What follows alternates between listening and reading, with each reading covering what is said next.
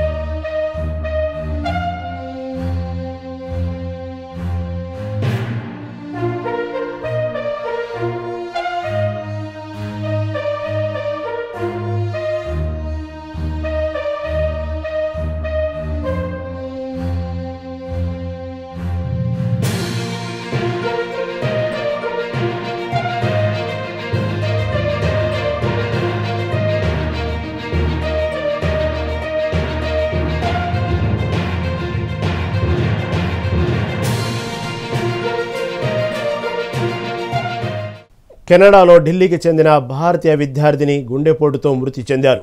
ఉన్నత చదువుల కోసం కెనడా వెళ్లారు తాన్యా త్యాగి.